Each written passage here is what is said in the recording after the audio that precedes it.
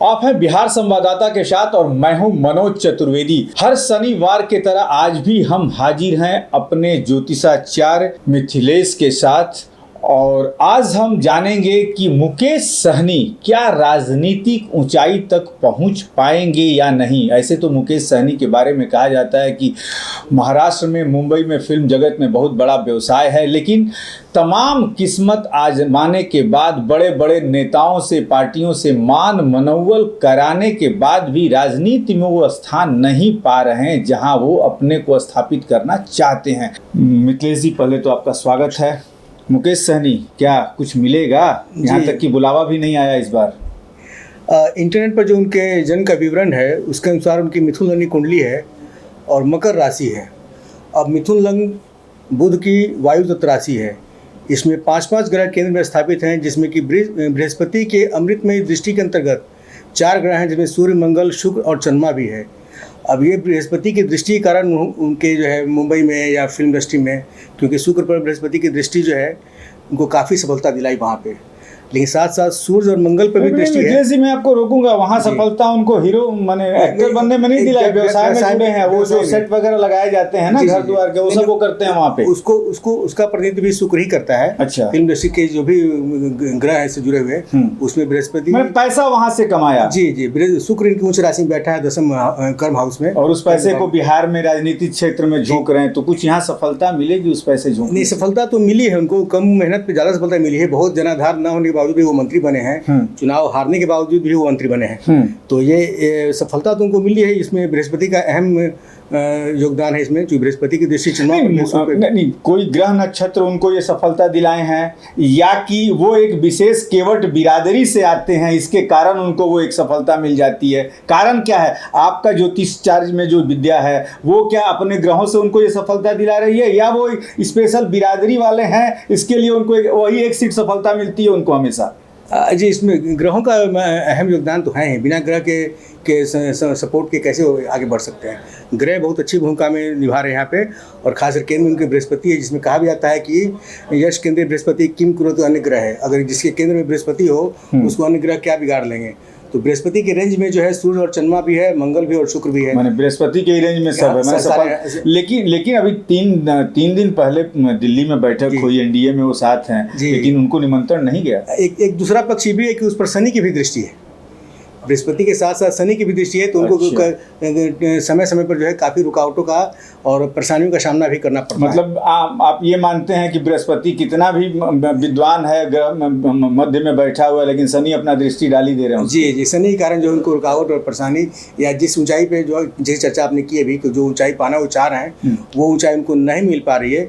उसमें शनि आने वाले भविष्य में क्या है? 2025 मुकेश सहनी के लिए रास्ते खुले हैं या कहीं बंद होने वाला है? नहीं, इनकी बृहस्पति की महादशा आरंभ हुई है 2011 के बाद से, तो वहाँ से तो इनको राजनीति में सफलता मिली है, मिली भी है, कई बार हटे भी हैं, मंत्री भी बने हैं। तो यह अवधि तो 2027 तक है अभी, तो वहाँ तक तो इनके पास एक अच्छी अपॉर्चुनिटी। मैंने 2027 तक राजनीति में कुछ चाहे हो सकता है तो हो जाएगा। बिल्कुल। 2027 के बाद क्या हो जाएगा? उसके बाद थोड़ा ज़्यादा संघर्ष करना पड़ेगा। फिर उसके बाद शनि की महादशा आरंभ हो जाएगी।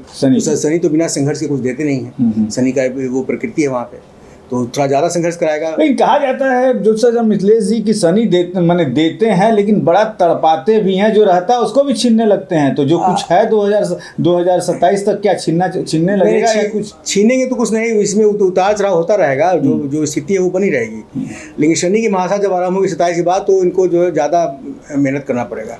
बिना मेहनत का वहाँ कुछ नहीं मिलेगा। मतलब 2025 में कुछ मिलेगा? कुछ मिलने की संभावना है, कुछ ही संभावना है ना, बहुत ज़्यादा नहीं है। ऐसा नहीं कि वो प्रदेश के मुख्यमंत्री बनने जा रहे हैं, लेकिन संभावना अच्छी है। मंत्री तो बन ही सकते हैं, मंत्री बन सकते हैं, विधान परिषद भेजे जा सकते हैं, लेकिन उसमें भी तो दूसरे की दया दृष्टि रहेगी। अब वो राजनीति में सफलता ज़्यादा, क्योंकि देख लीजिए, आप कह रहे हैं कि बृहस्पति में माने मुख्य में उनके मेन ग्रह में बृहस्पति बैठे हुए हैं, लेकिन 2020 का भी चुनाव वो हारे, लेकिन मंत्री तो बने। चुनाव हार गए। माननीय मिथिलेश जी, मैंने तो यही तो बात कही कि फिर दूसरे की कृपा दृष्टि से बने। विधान भाजपा ने उनको विधान परिषद भी भेजा तो 2.5 साल के लिए भेजा कि लो भैया, उसी बीच में सरकार जो भाजपा जो है वो नीतीश जी के साथ अलग हो गई, वो भी वो चले गए।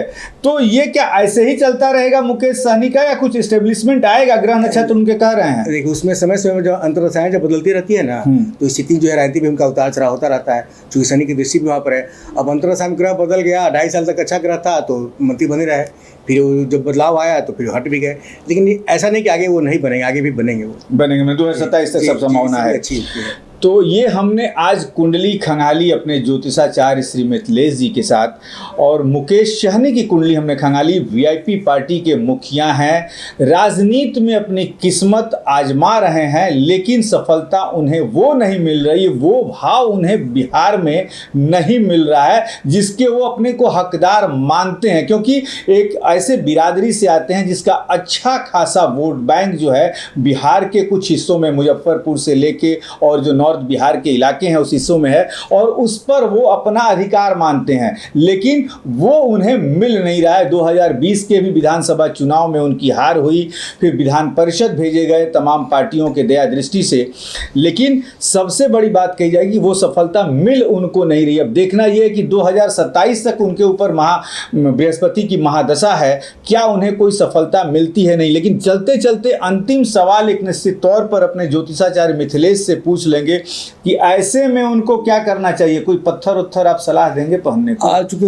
उनका लग्नेश बुध है, और इस ग्रुप में बुध और शुक्र सर्वाधिक शुभ ग्रह होते हैं, जो बड़े अच्छी स्थिति में स्थित भी हैं कुंडली में, तो उनको एक पन्ना और एक हीरा जरूर धारण करना चाहिए। पन्ना और हीरा जो उनके लिए कोई मायने रखता नहीं है, वो क्योंकि ऐसे ही बहुत ज्यादा सोना पहनते हैं वो। जी, तो उनको पन्ना एक हीरा हमेशा धारण कर रखना चाहिए। तो पन्ना और हीरा उनको मुकेश सहनी को धारण करना चाहिए। और ये हम नहीं, जो हमारे ज्योतिषाचार्य हैं श्री मिथिलेश जी, और ज्योतिषाचार्य मिथिलेश जो हैं वो बता रहे हैं, उनकी पढ़ाई के हिसाब से वो जो ग्रह लग्न जो देख रहे हैं मुकेश सहनी के, उसके अनुसार उन्होंने मुकेश सहनी को सजेशन दिया है। चैनल इस मामले में किसी को ये नहीं कहता कि आप कौन सा पत्थर पहनिए, कौन सा मत पहनिए। हम जो है हमारे जो ज्योतिषाचार्य हैं श्री मिथिलेश जी, उनके मार्फत आपकी समस्याओं का सिर्फ निदान कर देते हैं। हम ये नहीं कहते कि कौन सा पत्थर आपको पहनना है। यदि आप चाहते हैं कि हमारे ज्योतिषाचार्य श्री मिथिलेश जी से आप अपना ग्रह और भाग्य दिखा सकें, तो नीचे स्क्रीन पर इनका नंबर चल रहा है हमारे ज्योतिषाचार्य मिथिलेश का, आप कॉल करके सीधे उनसे जानकारी ले सकते हैं। आज के लिए बस इतना ही, हमें दीजिए इजाज़त।